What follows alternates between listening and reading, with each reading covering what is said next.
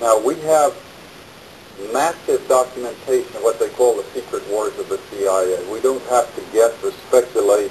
We had the Church Committee investigate them in 1975, gave us our first really in-depth, powerful look inside this structure. Senator Church said in the 14 years before he did his investigation that he found they had run 900 major operations and 3,000 minor operations.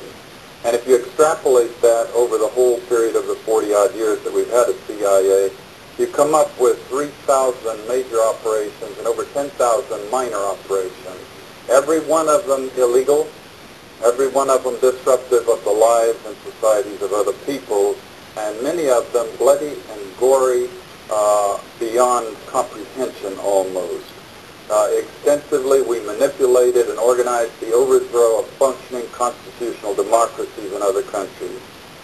We organized secret armies and directed them to fight in just about every continent in the world. We encouraged ethnic minorities to rise up and fight. People like the Mosquito Indians in Nicaragua, the Kurds in the Middle East, the Hmong in Southeast Asia. We have organized, and we still do, and fund death squads in countries around the world, like the Treasury Police in El Salvador, which are responsible for most of the killing of the 50,000 people just in the 80s, and there were 70,000 before that. And orchestration, CIA, secret teams, and propaganda led us directly into the Korean War. We were attacking China from the islands, Quemoy, Matsu, Thailand, Tibet. A lot of drug trafficking involved in this, by the way, until eventually we convinced ourselves to fight the Chinese in Korea, and we had the Korean War, and 1 million people were killed.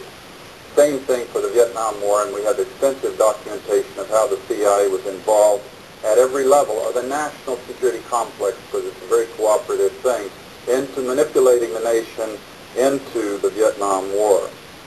And we wound up creating the Golden Triangle, in which the CIA, Air America airplanes were flying in the operation in Afghanistan.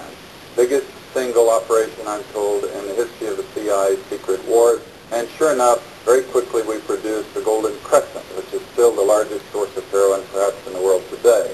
Trying to summarize this Third World War that the CIA, the U.S. national security complex with the military all interwoven in it in many different ways, has been waging. Let me just put it this way. The best heads that I coordinate with studying this thing, we count at least, minimum figure, 6 million people who've been killed in this long 40-year war that we've waged against the people of the Third World. These are not Soviets. We have not been parachuting teams into the Soviet Union to kill and hurt and maim people, especially not since 1954 when they developed actually a capability of dropping atomic weapons on the United States.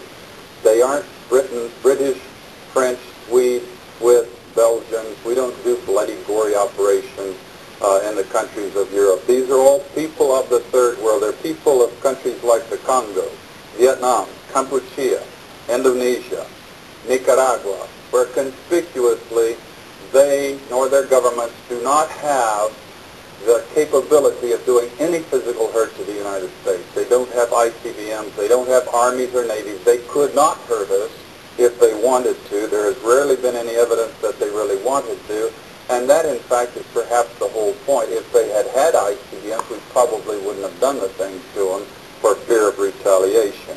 Cheap shots, if you will, killing people of other countries of the world who cannot defend themselves under the guise of secrecy and under the rubric of national security.